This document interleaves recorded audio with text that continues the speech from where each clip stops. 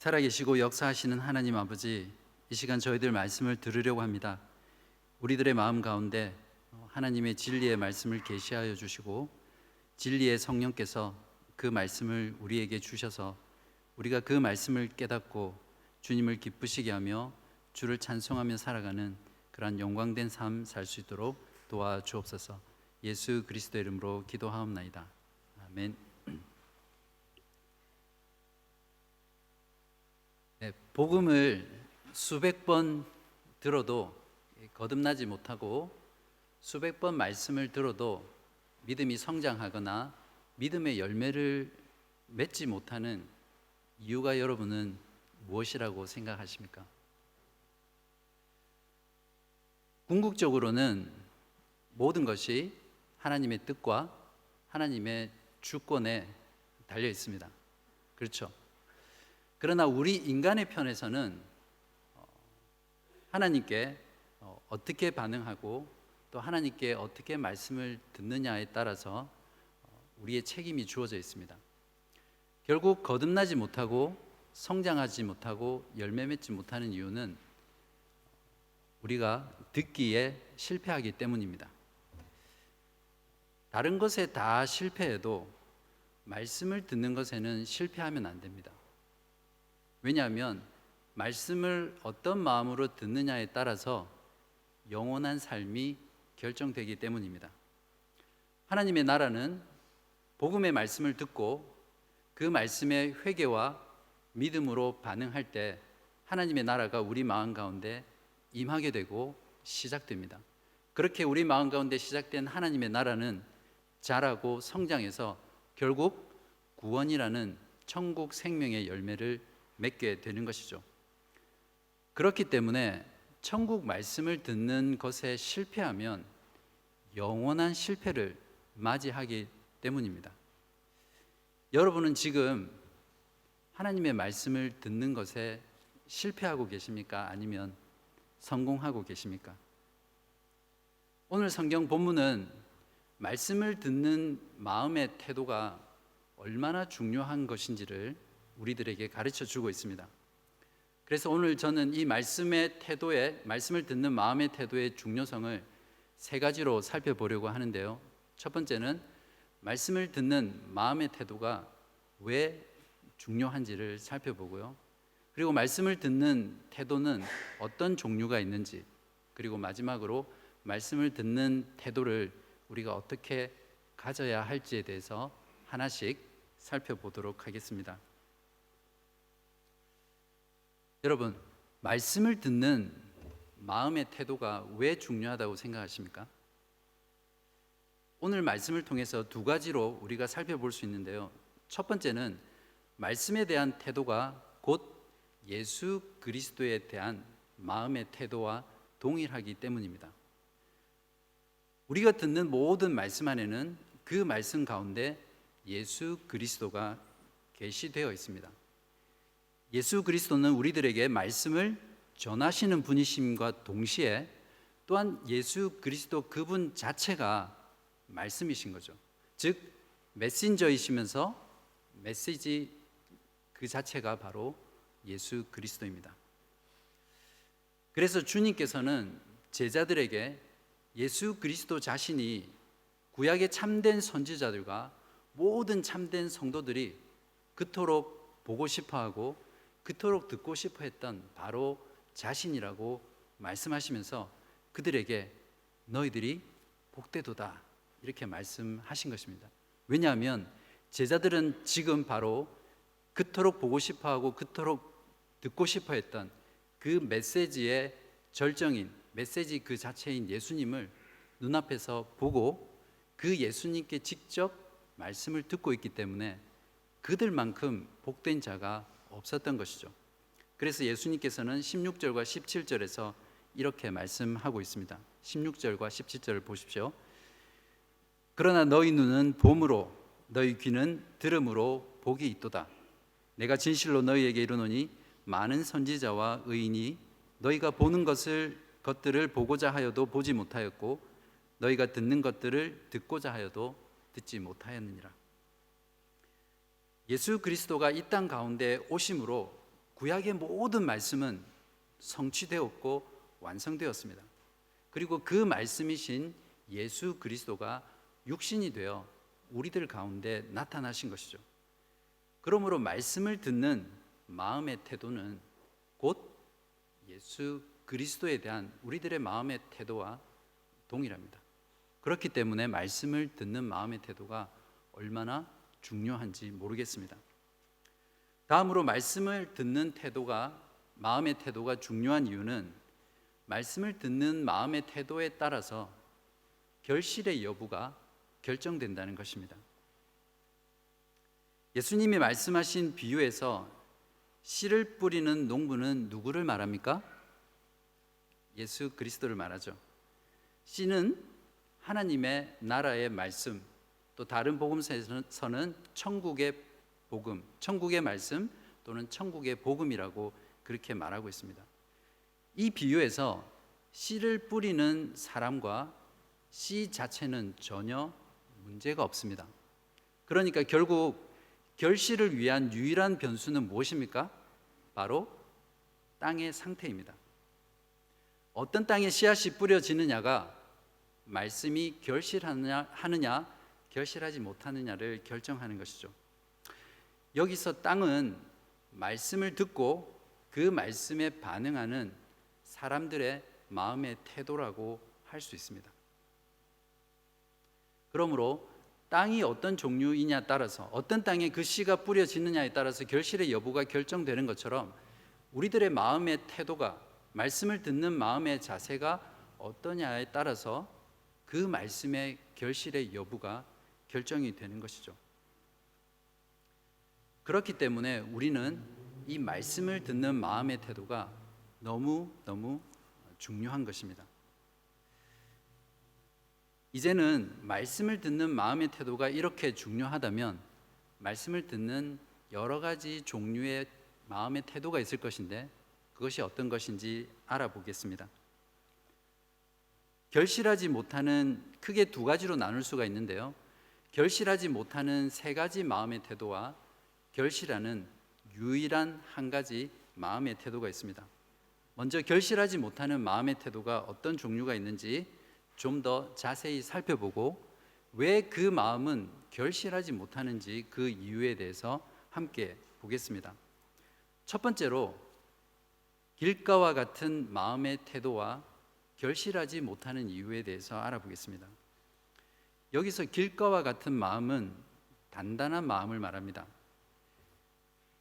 길가는 사람들이 많이 지나다니잖아요.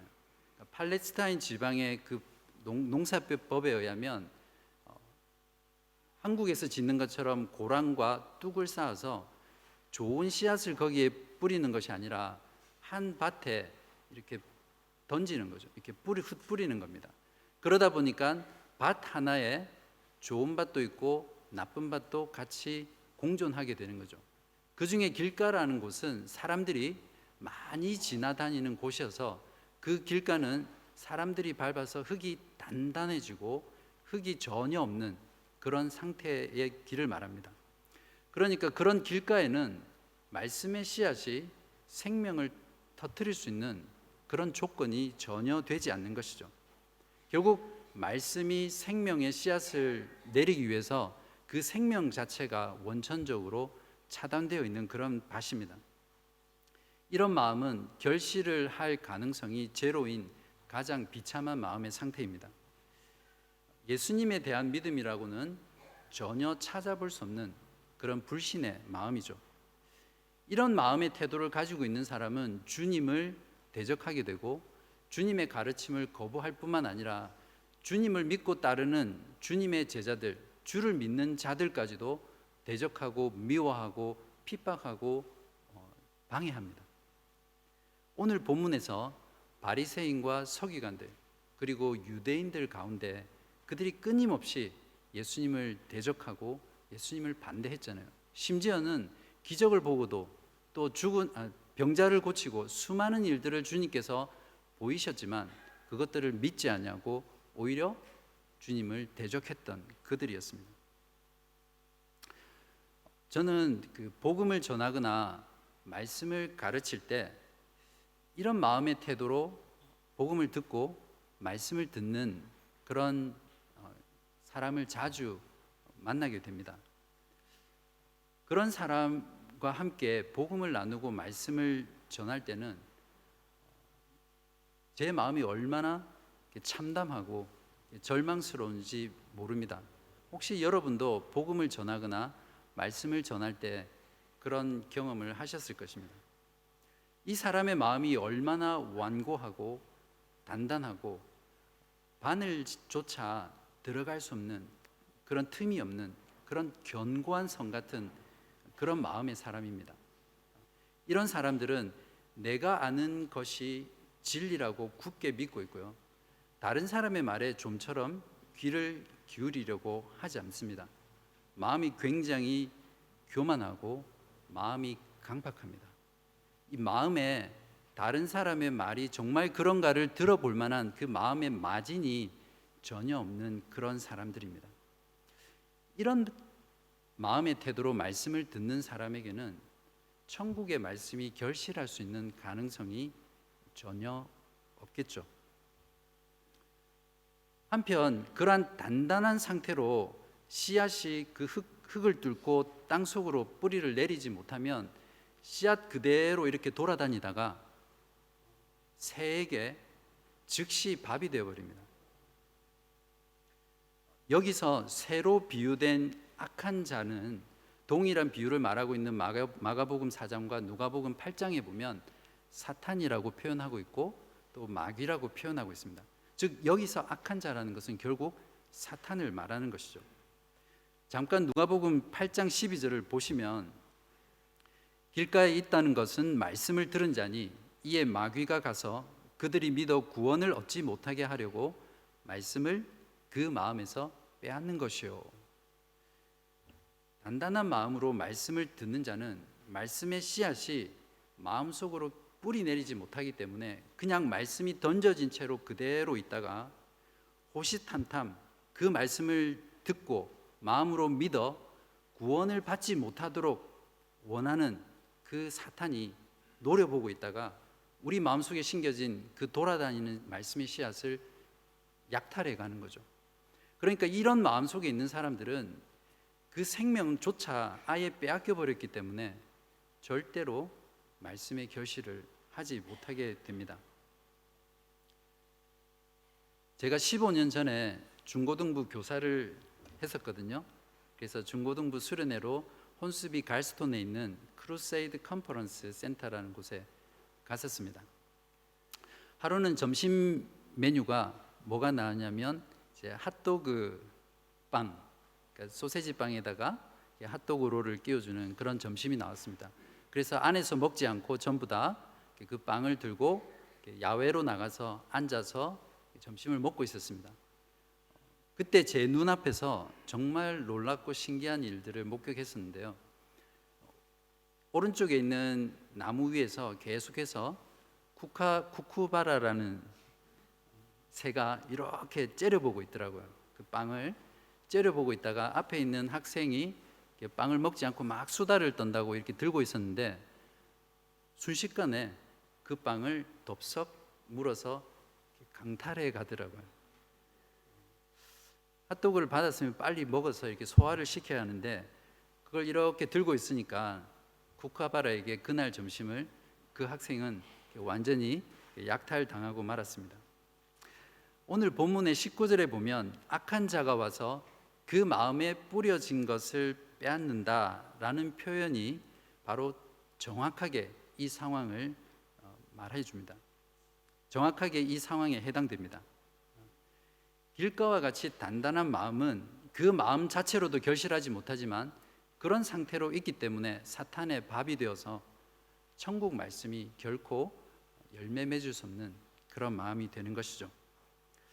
혹시 여러분들 가운데는 말씀을 들을 때 이런 길가와 같은 마음의 태도로 듣고 계신 분은 없습니까?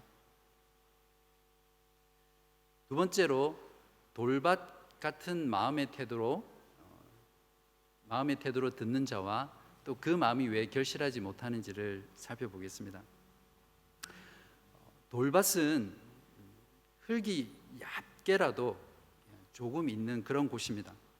그래서 일시적으로 그 흙이 있기 때문에 말씀의 씨앗이 그 씨앗이 뿌리를 내리는 거죠. 그러나 흙 자체가 굉장히 얇게 있기 때문에 씨앗의 뿌리가 깊이 내려가지 못하게 됩니다.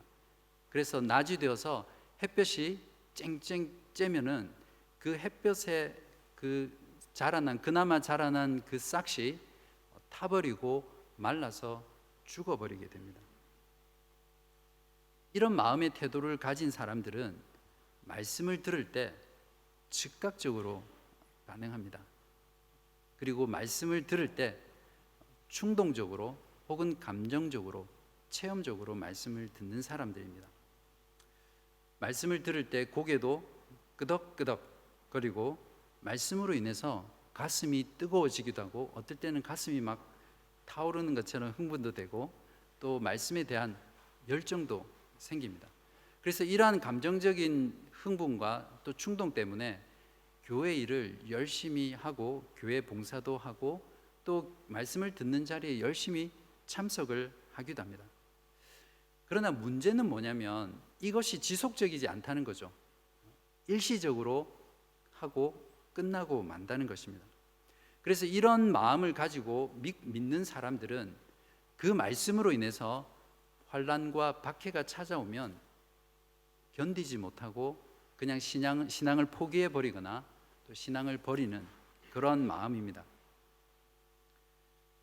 교회에서 신앙생활을 하다가 교회에서 상처를 받는다든지 경제적인 어려움을 겪거나 또는 신앙 때문에 예수 그리스도를 믿는 것 때문에 내 생활에 피해가 오거나 재정적인 피해가 오거나 손해를 받거나 또는 다른 사람으로부터 조롱을 받거나 모욕을 받거나 또는 핍박을 받게 되면 이런 사람들은 타협하게 되고 결국에는 신앙을 버리고 주님을 떠나는 그런 사람들이 바로 이 사람들입니다. 이런 사람들은 말씀을 아는 지식이 굉장히 얕아서 말씀에 대한 지식도 별로 많지 않고 제한적이고 또한 그 들은 말씀을 가지고 그 말씀이 내 삶 속에서 정말 체득화되도록 말씀과 씨름하면서 그 말씀이 내 삶이 되는 그런 몸부림과 그런 열심이 없었기 때문에 그 말씀이 마음 가운데 깊이 뿌리 내리지 못하게 되는 거죠. 제가 한국에 있을 때 지하철을 타면 지하철에서 물건을 파는 사람들이 많잖아요. 근데 저는 마음이 되게 여려서 그리고 귀가 좀 얇아서 그런 물건들을 되게 자주 샀습니다. 한 번은 어떤 판매원이 가죽 지갑을 팔더라고요. 근데 보기에는 너무너무 괜찮아 보였고 또 사람들이 있는 데서 라이터를 꺼내서 불을 타는데 끄떡없더라고요. 그래서 와, 너무 좋은 가죽 지갑인데 싸게 판다 이런 생각이 들어서 바로 샀죠. 바로 사가지고 집에 와서 막 자랑했습니다. 정말 좋은 가죽 지갑인데 10,000원에 샀다고. 그렇게 자랑하면서 저도 똑같이 그 판매원처럼 이렇게 그 지갑에다가 불을 붙였거든요. 어떻게 됐을까요? 시꺼먼 연기를 내면서 지갑이 이렇게 녹아내리더라고요. 그 뒤로 가족들한테 핍박을 참 많이 받았습니다. 네, 복음의 말씀 때문에 받는 환난과 박해는 우리가 가지고 있는 신앙이 참된 신앙인지 가짜 신앙인지를 테스트하는 가장 최상의 방법입니다. 거짓 신앙은 겉으로는 완벽하게 가죽 지갑처럼 보이지만 불을 댔을 때 녹아내리는 그런 가짜 신앙이 아닙니다. 오히려 참된 신앙은 불같은 환난과 박해로 그 신앙이 태워질 때 녹지 않고 오히려 그 신앙이 마음속에 있는 그 신앙이 정말 참된 신앙인 것을 드러내고 진짜 신앙의 진가를 보여주는 거죠. 혹시 여러분들의 신앙은 어떤 것입니까?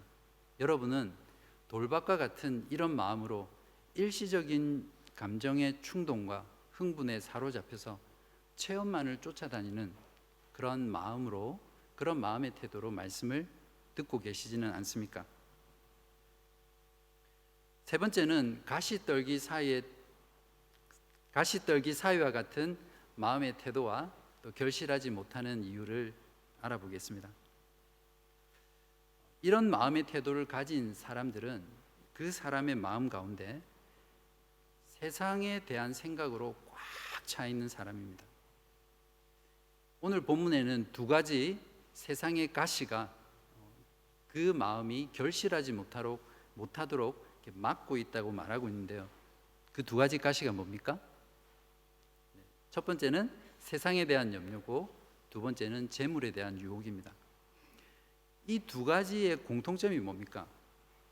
이 두 가지의 공통점은 세상을 사랑한다는 것입니다. 세상에 대한 사랑 때문에 세상의 염려로 마음을 빼앗기고 세상에 대한 사랑 때문에 재물에 대한 유혹에 마음이 사로잡히는 것이죠. 사실 이 세상에 세상의 염려와 재물의 유혹에 자유로울 수 있는 사람은 저를 포함해서 아무도 없습니다. 혹시 나는 세상의 염려와 재물의 유혹에 자유롭다라고 하시는 분 손을 한번. 아무도 안 계시네요, 그죠? 사실 문제는 무엇이냐면 이런 세상적인 것들이 우리의 마음을 사로잡고 있어서 세상의 염려와 재물의 유혹이 하나님이 내 삶을 주도해 가고 운전해 가는 것이 아니라 이러한 세상적인 것들이 내 삶의 핸들을 붙잡고 운전해 가는 것이죠. 어떤 조사에 의하면 현대인들은 세상에 대해서 염려하면서 아침에 일어나고 또 염려하면서 밤에 잠자리에 든다고 합니다. 어떤 통계는 호주인들의 70% 이상이 밤에 잠자리에 누워서 돈 걱정하고 또 건강 걱정한다고 잠을 잘 못 잔다고 합니다. 그래서 요즘은 잠을 잘 자도록 해주는 그런 클리닉도 많이 있잖아요. 세상으로 꽉 차 있는 마음은 늘 염려로 가득 차 있고 재물의 유혹에 빠져 있기 때문에 항상 우선순위가 세상입니다. 세상적인 것이죠. 하나님보다는, 말씀보다는 세상을 더 우선순위를 두고 살아가는 그런 마음입니다. 그렇기 때문에 그런 마음으로 말씀을 듣는 사람은 그 마음 속에 결코 천국의 열매가 맺혀질 수 없는 것이죠. 22절을 한번 보시기 바랍니다. 가시떨기에 뿌려졌다는 것은 말씀을 들으나 세상의 염려와 재물의 유혹에 말씀이 막혀 결실하지 못하는 자요. 여기서 말씀이 막혀라는 뜻은 목이 졸리는 상태를 말합니다. 영어 성경에 보시면 초크라고 표현되어 있는데요. 이 말을 원어에서 찾아보면 정말 숨을 쉬지 못하도록 목을 조르는 그런 형태의 단어입니다. 주님께서는 이런 사람들을 결실하지 못하는 자라고 규정하셨는데요. 여기서 결실하지 못한다라는 것은 아무짝에도 쓸모없는 무용지물이라는 그런 뜻입니다. 이런 마음의 태도를 가진 사람은 한마디로 현세적인 믿음을 가진 사람이고 또 현실을 위해서 말씀을 듣고 믿는 자들을 가리킵니다. 마태복음 주석을 쓴 더글라스 오 도넬이라는 학자는 마태복음을 주석하면서 이렇게 말했습니다. 20세기의 저명한 역사가인 마틴 마틴은 미국의 기독교인들을 미국 사람들 중에서 가장 세속적인 사람들이라고 비판했습니다. 현대 기독교인들을 비난한 마티의 말은 절대 틀린 말이 아닙니다. 통계 자료에 의하면 매주 일요일 미국의 기독교인들의 대부분은 주일 예배 시 저의 모든 것을 당신께 바치옵니다 라는 찬양을 합니다. 그러나 정작 주일 예배에 참석하는 기독교인들의 80%는 자기들의 수입의 평균 2%에서 3%만을 내고 있고 나머지 20%는 전혀 내지 않고 있다고 합니다. 여러분은 수입의 몇 %를 내고 있습니까? 여러분은 혹시 세상에 대한 사랑으로, 세상에 대한 염려와 재물의 유혹으로 꽉 찬 상태에서 말씀을 듣고 계시지는 않습니까? 지금까지 말씀을 듣고도 결실하지 못하는 세 가지 종류의 마음의 태도와 또 그 결실하지 못하는 이유에 대해서 살펴보았습니다. 길가와 같이 단단한 마음, 돌밭처럼 충동적이고 감정적인 마음, 그리고 세상으로 꽉 찬 가시 사이에 떨어진 그런 마음은 결코 천국 말씀이 결실하지 못하는 그런 마음의 태도입니다.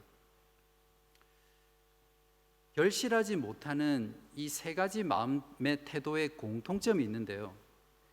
마음이 완악해서 말씀에 반응하는 것이 둔하다는 것입니다.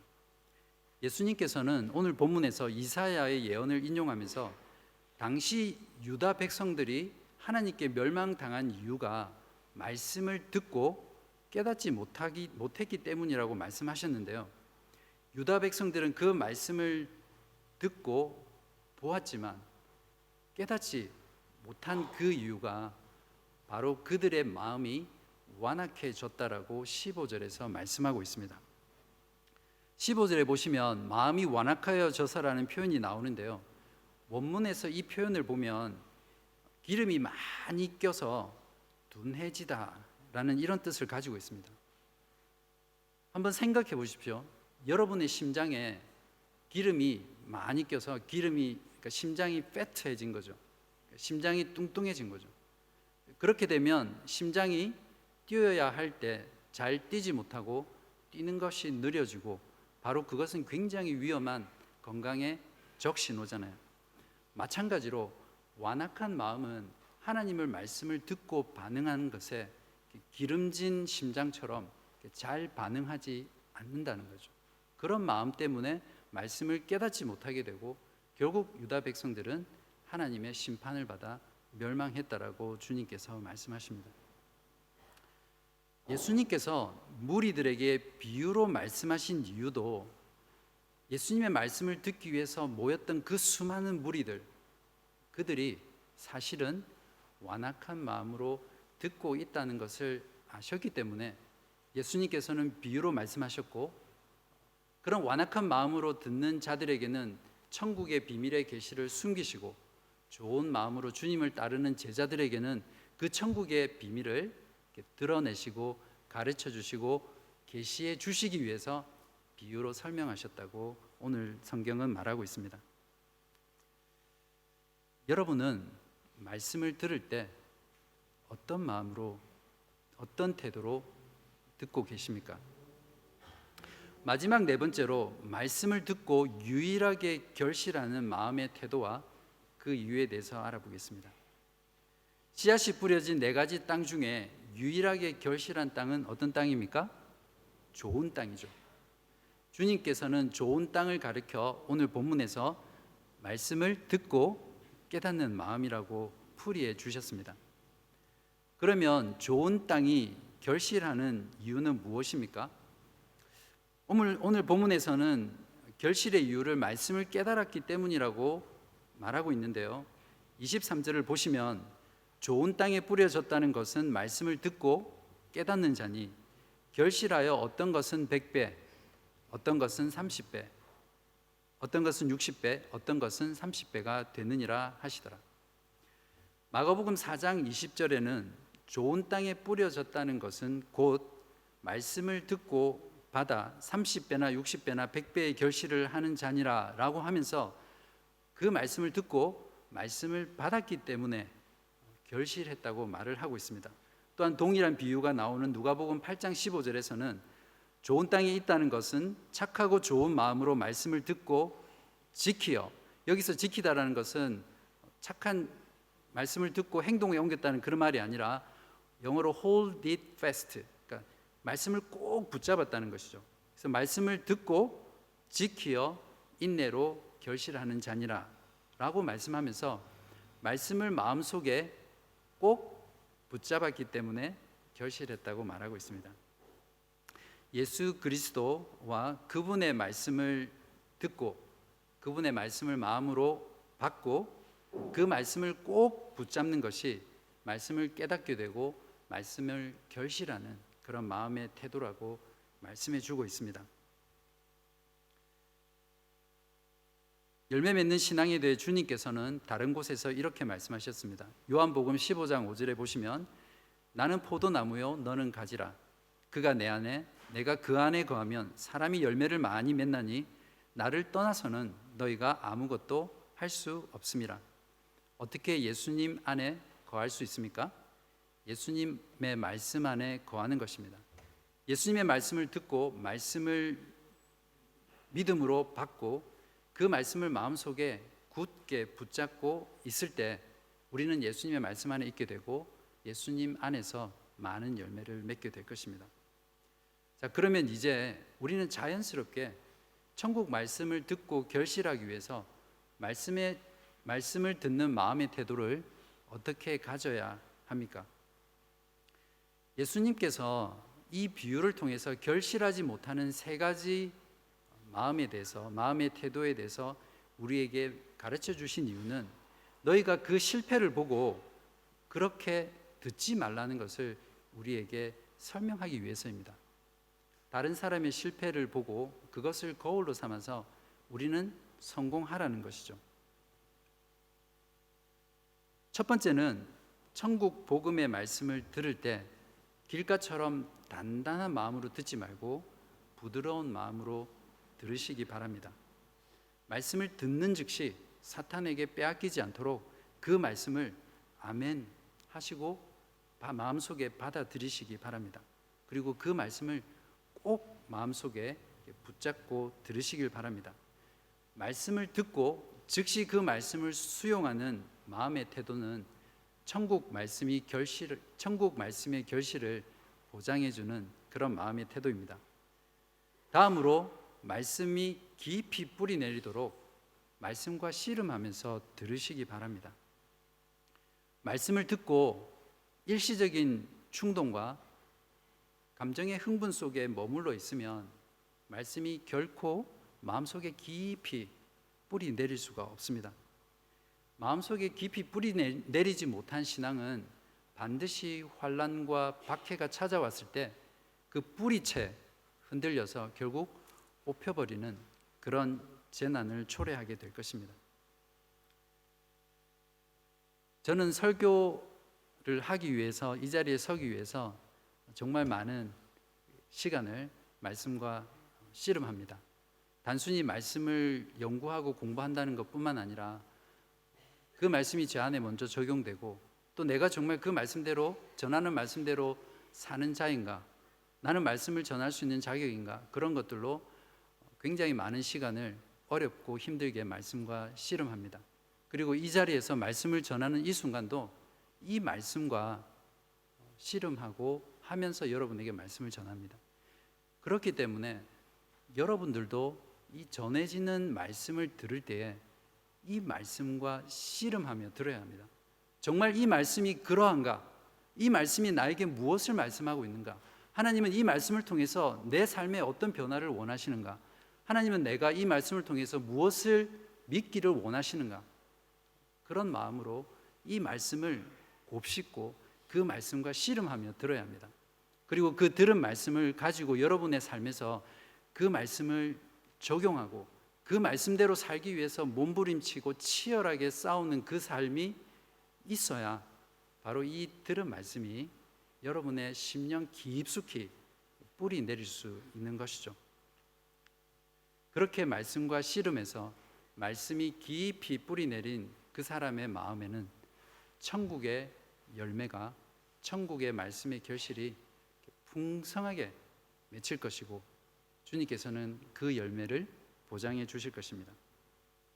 세 번째는 세상의 염려와 재물의 유혹으로 가득 찬 마음을 내려놓고 하나님을 바라보면서 말씀을 들으시기 바랍니다. 사람은 절대 동시에 두 명의 주인을 섬길 수 없습니다. 하나님도 섬기고 세상도 섬길 수는 없습니다. 세상의 염려와 재물의 유혹에 사로잡힌 그 세상을 사랑하는 마음은 절대 말씀을 받아들일 수 없고 하나님을 사랑할 수 없습니다.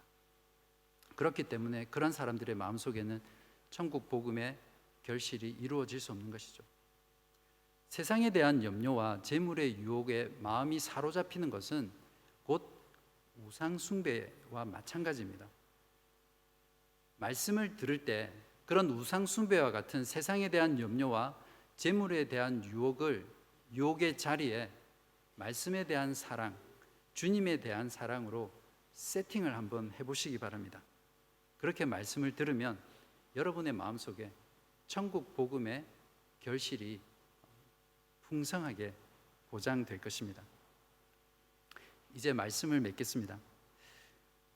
모든 시대 또 모든 장소, 모든 사람에 상관없이 예수 그리스도와 예수 그리스도의 말씀을 듣는 사람들의 마음의 태도는 놀랍게도 오늘 본문에서 제시하고 있는 이 네 가지 마음밖에 없습니다. 혹시 여러분 중에 이 네 가지 말고 다른 마음의 태도가 있다고 생각하시면 저에게 말씀해 주시면 감사하겠습니다. 지금 여기에 앉아서 말씀을 듣고 계시는 여러분들 모두는 이 네 가지 마음의 태도 중에 한 가지 마음의 태도로 혹은 두 가지 마음의 태도로 말씀을 듣고 계실 것입니다. 다른 모든 것에서는 실패해도 괜찮습니다. 하지만 말씀을 듣는 이 한 가지에는 절대 실패하지 마셔야 합니다. 말씀을 들을 때마다 그것이 설교 말씀이든 세워주기 그룹에서 말씀을 나누는 자리든 1대1로 만나서 성경을 나누는 자리이든 여러분이 개인의 삶 속에서 말씀을 묵상하는 자리이든 말씀을 들을 때 실패하지 않고 어떻게 들을 것인지를 주의하여서 말씀을 듣는 것에 늘 성공하시는 그런 여러분 되시기를 주님의 이름으로 축원합니다. 주님께서는 9절에 이렇게 말씀하셨습니다. 귀 있는 자는 들으라. 기도하겠습니다. 아버지 하나님, 오늘 말씀을 통해 말씀을 듣는 마음의 태도가 얼마나 중요한지를 들었습니다. 우리들의 마음이 완악하여져서 말씀을 거부하지 않게 하시고 말씀을 깨달으며 주님이 가르쳐 주신 그 복음을 마음 가운데 듣고 열매 맺을 수 있도록 주께서 도와주옵소서. 그리하여 우리들의 삶 가운데 말씀의 생명이 풍성하게 넘치게 하시고 결국 영원한 하나님의 나라를 믿음으로 소유하는 저희 모두 되게 하여 주시기를 예수 그리스도의 이름으로 간절히 기도합니다.